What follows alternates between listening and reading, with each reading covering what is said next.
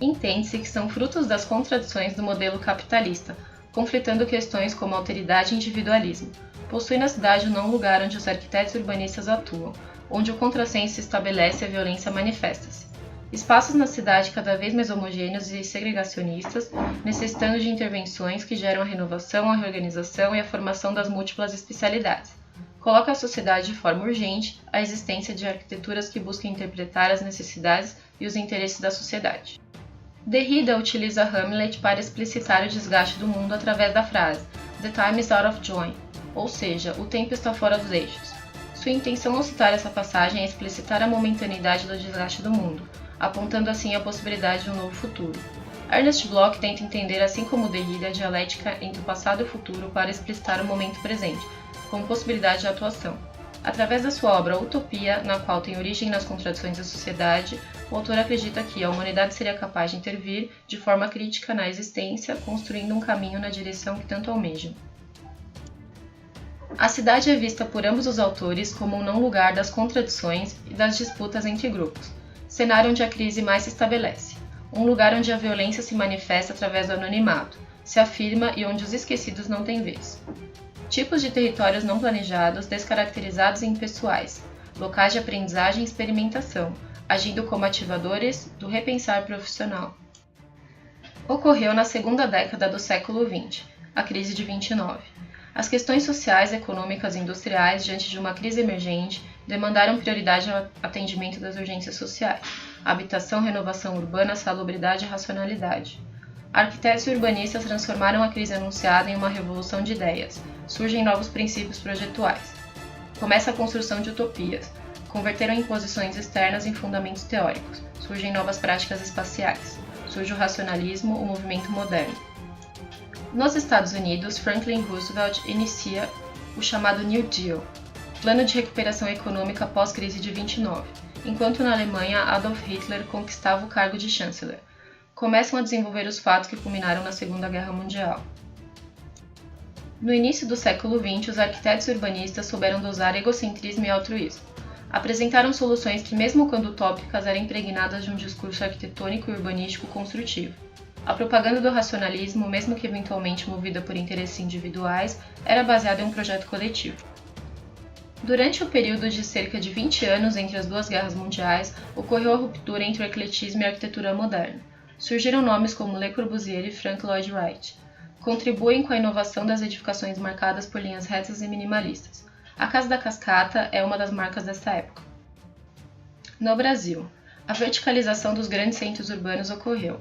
São Paulo e Rio de Janeiro ganharam arranha-céus, obras desenvolvidas com estrutura de concreto armado ou aço, amplos panos de vidro e um repertório de elementos como pilotis, terraços e misturas de cores vibrantes com neutras, chegam na arquitetura brasileira. Desde 2008 temos um cenário de crise que se desenvolve em escala global. Os países europeus, além dos Estados Unidos, foram os mais afetados, gerando situações peculiares na economia de países como Espanha, Grécia e Portugal, na periferia da União Europeia. Aumento do desemprego nesses países atinge a indústria da construção e a população jovem. Resulta em uma onda migratória em direção a países de economia mais estável. Surge um processo de reflexão e discussão sobre a relevância da arquitetura e do papel do profissional em uma nova ordem social. As respostas às urgências ambientais, econômicas e sociais da crise mais recente foram superficiais, pouco criativas.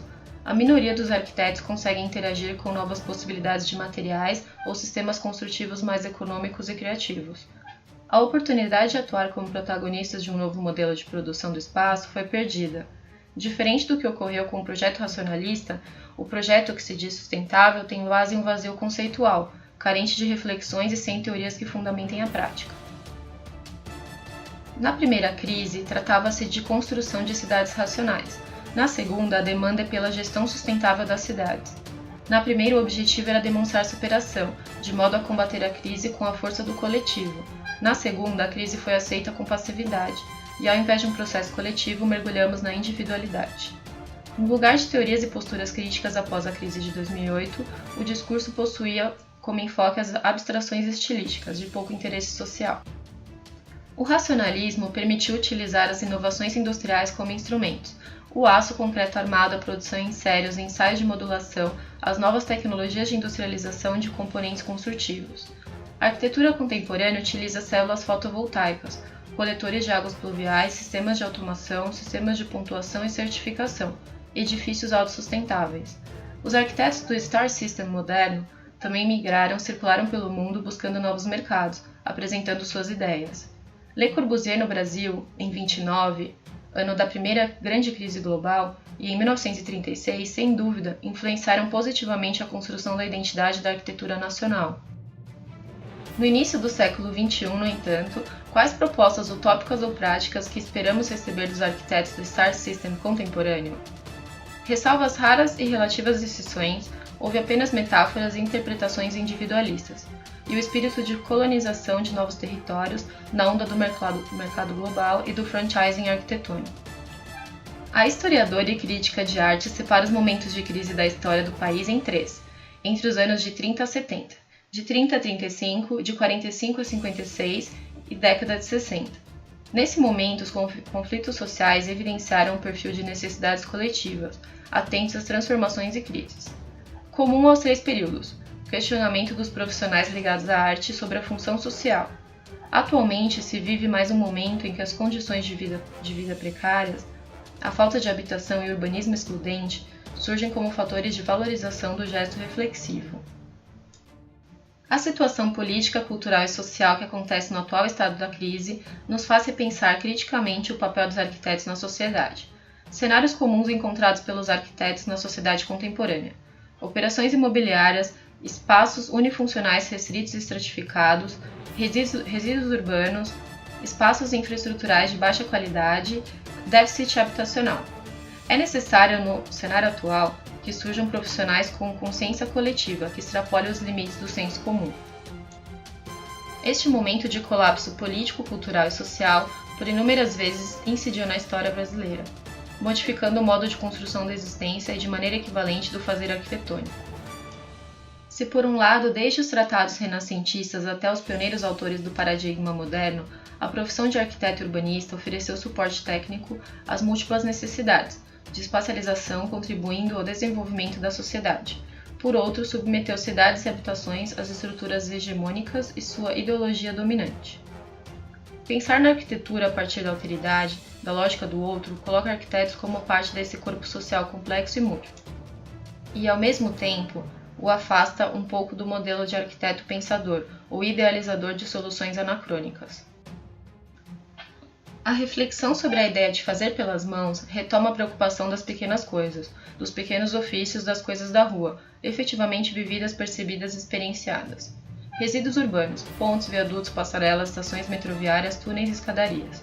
São considerados como territórios marginalizados, resquício de um planejamento fragmento, voltado à força da economia e de uma política de controle e segmentação. Gesto do fazer agora através da ocupação do homem comum nos espaços marginais da cidade. Agentes de efetiva transformação e representantes do instante fazer, ambulantes, fruteiros, catadores, engraxados, artesãos, músicos. Anos 60. Personagem do fazer bricoleur, de Levi Strauss. Bricoleur trabalha com o que tem disponível, não existe fim, somente os meios.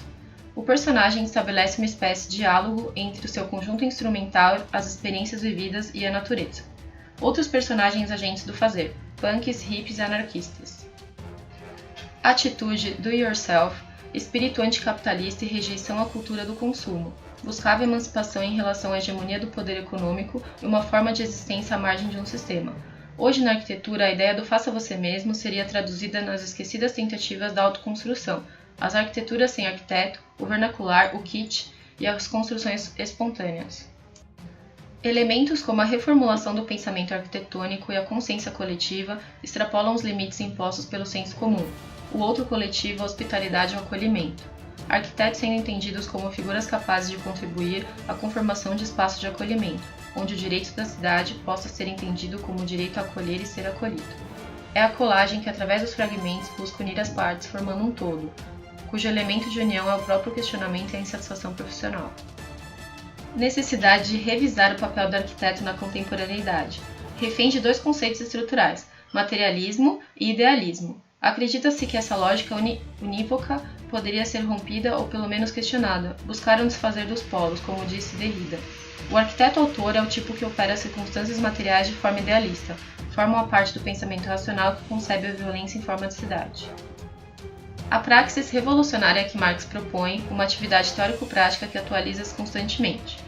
Marx faz propostas aos arquitetos em movimento, descrentes no futuro prometido pelos planejamentos urbanos, e pelas políticas públicas que funcionam como condenações teleológicas que devemos simplesmente aceitar.